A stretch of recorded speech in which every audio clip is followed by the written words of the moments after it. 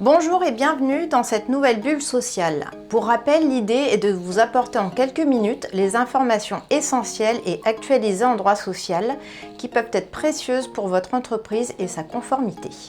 Aujourd'hui, nous allons aborder le sujet de la liberté du salarié relative à son apparence physique et à sa tenue vestimentaire. Un sujet clé de la gestion des ressources humaines. Les précautions à prendre pour garantir la légalité et l'équité des règles vestimentaires dans votre entreprise. La liberté de se vêtir à sa guise au temps et au lieu de travail, bien que constituant une liberté individuelle, n'est pas un droit fondamental du salarié. L'employeur peut donc lui apporter certaines restrictions. En tout état de cause, l'employeur peut exiger des salariés une tenue décente et propre en toutes circonstances. Attention, l'employeur doit être particulièrement vigilant pour éviter toute forme de discrimination et pour s'assurer que les règles en vigueur au sein de l'entreprise sont proportionnées et justifiées. Voyons ensemble les éléments essentiels à retenir. La liberté de se vêtir du salarié trouve ses limites dans des cas précis. Les règles vestimentaires mises en œuvre par l'employeur doivent toujours respecter les libertés individuelles, notamment la liberté de religion, d'opinion et de conviction philosophique. Le Code du travail précise que l'employeur peut, sous certaines conditions, imposer des restrictions en matière vestimentaire, lesquelles devant répondre à des objectifs légitimes et proportionnés. En matière d'hygiène et de sécurité, tout d'abord, des impératifs de sécurité ou d'hygiène peuvent justifier des restrictions à la liberté vestimentaire sur les lieux de travail. Ainsi, le port de vêtements de protection peut être imposé aux salariés d'une entreprise pour des raisons de sécurité. Par exemple, le port d'un uniforme dans des secteurs à risque. Également pour le bon fonctionnement de l'entreprise, notamment la relation avec la clientèle ou l'image de l'entreprise. Cependant, pour être légale, cette restriction doit toujours être ciblée et proportionnée. Elle ne doit pas être excessive ou discriminatoire. Par exemple, une entreprise ne peut imposer pour cette raison le port d'un uniforme à des salariés qui ne sont pas en contact avec la clientèle, par le biais d'une clause de neutralité dans le règlement intérieur de l'entreprise. La liberté de religion est une liberté fondamentale. Toute sanction liée aux convictions religieuses, notamment du salarié, est prohibée. L'employeur peut interdire à un salarié de porter une tenue vestimentaire liée à ses croyances religieuses dans des conditions strictes. Tout d'abord, la neutralité. L'employeur peut interdire dans une clause de neutralité du règlement intérieur le port de tout signe visible de conviction politique, religieuse, philosophique visible au travail, comme le port de symboles religieux ou politiques, dès lors que cette interdiction est justifiée par un objectif légitime, comme par exemple la perturbation de l'activité de l'entreprise ou de la relation avec les clients. Ainsi, il doit être en mesure de démontrer l'impact préjudiciable de ces signes pour justifier l'atteinte portée à la liberté de religion, politique ou philosophique. Ensuite, le ciblage du personnel concerné. La clause de neutralité ne s'applique qu'au personnel en contact direct avec la clientèle. Elle ne peut être étendue sans justification à d'autres catégories de salariés. Elle doit être générale et indifférenciée en interdisant aussi bien les signes religieux que politiques ou philosophiques sur le lieu de travail, de sorte que tous les salariés de l'entreprise sont traités de manière identique.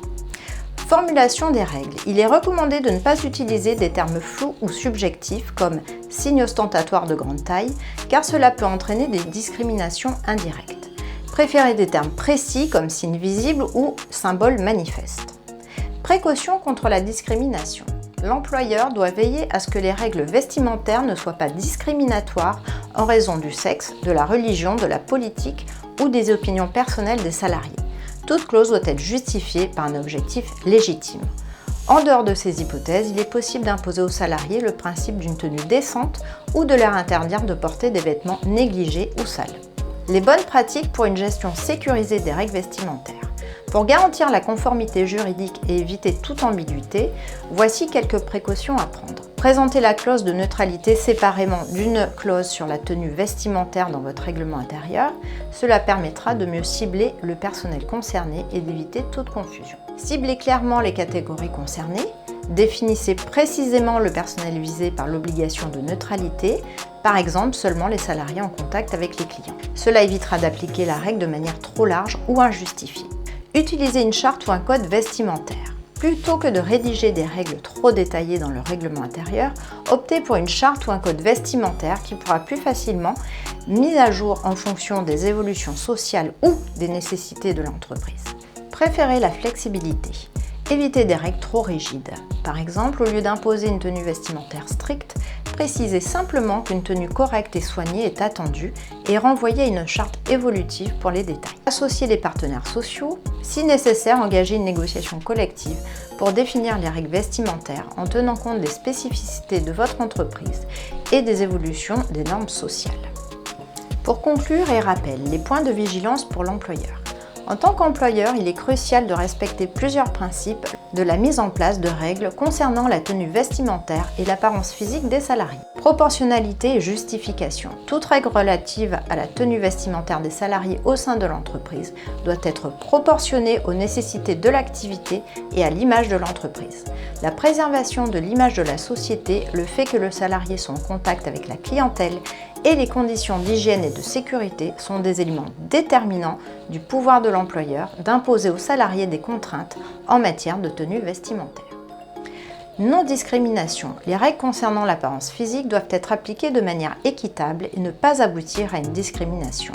Cela inclut l'interdiction d'imposer des critères vestimentaires ou esthétiques qui désavantagent un groupe en particulier, comme les hommes ou les femmes, ou qui sont fondés sur des préjugés sociaux ou culturels. Consultation des représentants du personnel. Pour éviter tout conflit, il est recommandé de consulter les représentants du personnel avant d'instaurer des règles strictes en matière de tenue vestimentaire, en particulier lorsque vous souhaitez instaurer des mesures qui pourraient toucher aux croyances religieuses et à l'apparence physique. Rémunération et prise en charge des tenues de travail.